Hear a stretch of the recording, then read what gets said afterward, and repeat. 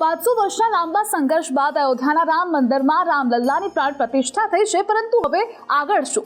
મંદિરમાં દર્શન ક્યારથી કરી શકાશે? 23 જાન્યુઆરીથી રામ મંદિરે ખોલી દેવામાં આવ્યું છે શ્રદ્ધાળુઓ માટે. લાખો શ્રદ્ધાળુ અહીં આવવાનું અનુમાન છે અને દર્શન માટે 15 થી 20 જ સેકન્ડનો સમય એ શ્રદ્ધાળુઓને મળશે.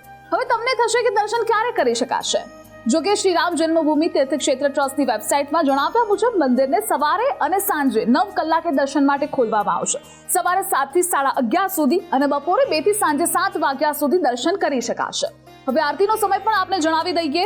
6 કલાકે સવારે અને સાંજે 7 કલાકે આરતી થશે. સવારની આરતીમાં જોડાવા પહેલા તમારે બુકિંગ કરાવવું પડશે અને સાંજની આરતી માટે પણ તે જ દિવસે બુકિંગ કરાવવાનું રહેશે. હવે એ પણ થશે કે આરતી માટે બુકિંગ કરવું કેવી રીતે?